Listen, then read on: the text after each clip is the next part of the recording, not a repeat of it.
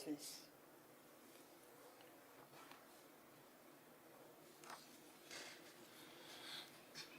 The motion for this sitting is, whereas equality is defined by the United Nations as equal rights, responsibilities, and opportunities of women and men, as well as girls and boys.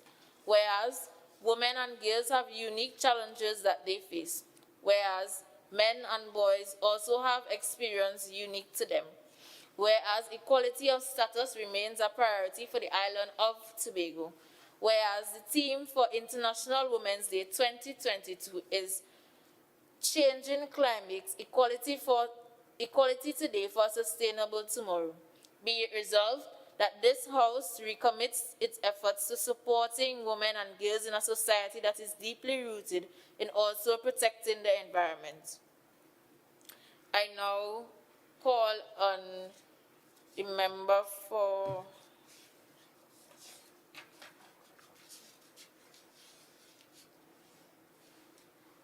Bonaccord Crumpoint to begin this debate. On the mic. Who am I going? Administrator of the Division of Sport and Youth Affairs, Secretary for the Division of Sport and Youth Affairs, my fellow Tobagonians, citizens of the region, members of the Chamber, good afternoon. Before I begin, permit me to join my colleagues in extending a happy Caribbean Youth Day to all of you. Mr. Speaker, after 59 years of independence and 45 years as a republic, it saddens me to see that we are yet to get it right. Mr. Speaker, young people are too frequently looked upon as problems waiting to be solved. On the contrary, young people are the embodiment of potential awaiting development. Sport provides a developmental context that has been associated with youth development, but sport by itself does not lead to youth development. It is in that manner in which sport is structured and delivered that influences their development. Hence, there is a dire need for the implementation of an efficient and effective framework. Mr. Speaker, a couple months ago, the entire nation eagerly looked on at the performance of our sportsmen and women at the Olympic Games. For some, their performance was filled with sheer disappointment and frustration. For others, it was a call for a moment of solemn reflection. A reflection on the mismanagement, ill-treatment, and unheard cries of our sportsmen and women. I have done the research, and it shows that as a country we have failed our athletes. From the lack of access to facilities to the lack of equipment, we have failed them. From the lack of support to the lack of funding, we have failed them. From the dilapidated facilities to the lack of inadequate for professional training programs, we have failed them again and again. Mr. Speaker, let me remind all of us what we sow as a country, that we shall reap. As such, the results of the Olympic Games this year stand as a harsh reminder of what has been sown thus far. However, Mr. Speaker, there is still hope, because I hold true to the saying that no matter how far down the wrong road we have gone, it is never too late to change one's direction. Mr. Speaker, the time is now. The time is now for us to refocus and redirect our resources into the deficiencies that have been highlighted in our current system. Mr. Speaker, in the words of my grandmother, one hand can't clap. At this time, we need all fingers and palms to come together as we cheer on our sportsmen and women. This is not a division of sport and youth affairs issue. This is an issue for all divisions to come together and stand in defense of the young people on this island that they claim to so care and love about so much. From Crown Point to Charlottesville, our youth deserve better. From Cassara to Scarborough, indeed, Mr. Speaker, they all deserve better. Better representation, better support, better collaboration. Mr. Speaker, it pains my heart as a young person to see sporting facilities being cleaned and cut for fets, but the same attention and energy isn't given when there is a football match. This nonsense needs to stop, and it needs to stop now. It is time to address the white elephant in the room and recognize that what has been done thus far isn't working. And though we have seen deficiencies and inefficiencies in the system, now more than ever calls for the innovation and creativity as we seek to form mutually beneficial partnerships, not only between the government and our sportsmen and women, but also to involve the private sector and civil society, because this is not a one-man ship, not a one-man problem, but all our problem. Sports in our country should be one in which everyone wants to invest in. We should implement initiatives such as tax initiatives or complementary publicity as we seek to encourage investing in our present and future sportsmen and women on this island. Mr. Speaker, there is an old saying, when your neighbor house on fire, wet yours. But Trinidad and Tobago, and more so Tobago, have been letting the house burn down when it comes to sport on this island. The phrase ashes to ashes and dust to dust seems to be more befitting for our current state affairs when it comes to sport.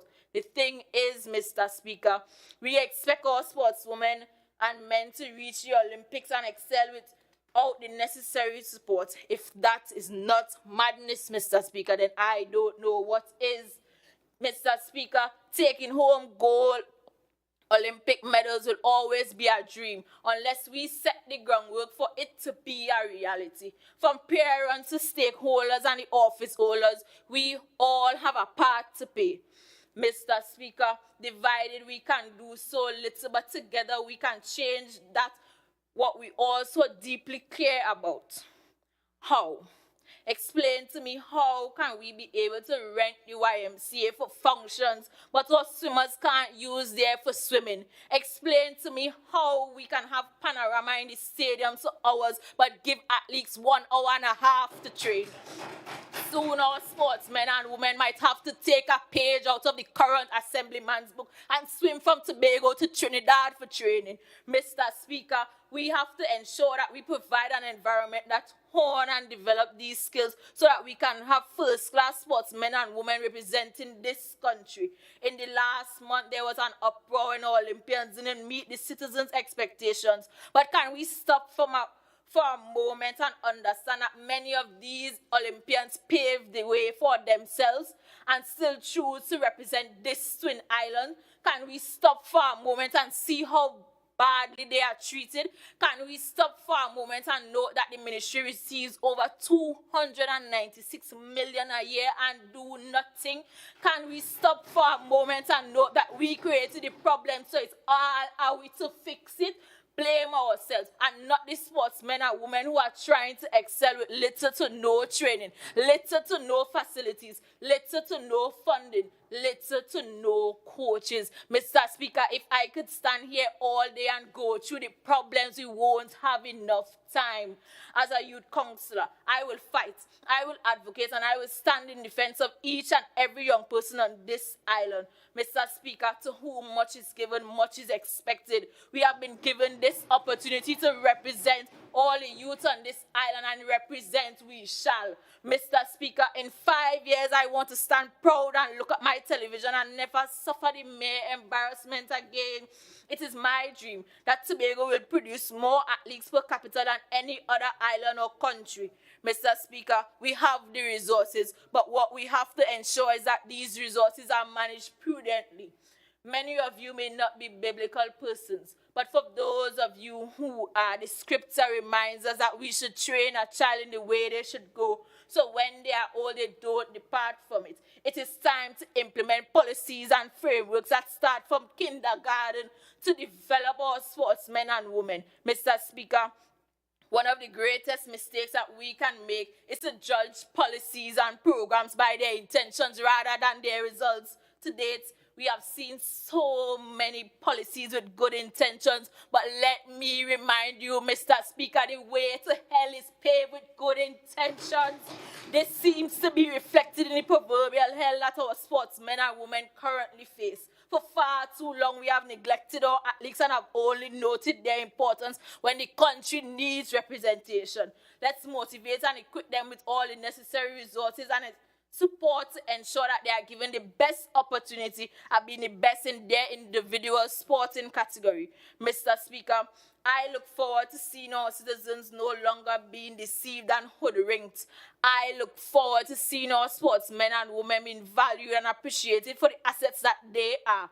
I look forward to seeing all the great things that the division reports as it pertains to sport development being felt by the individuals to whom these various policies and initiatives were intended to benefit.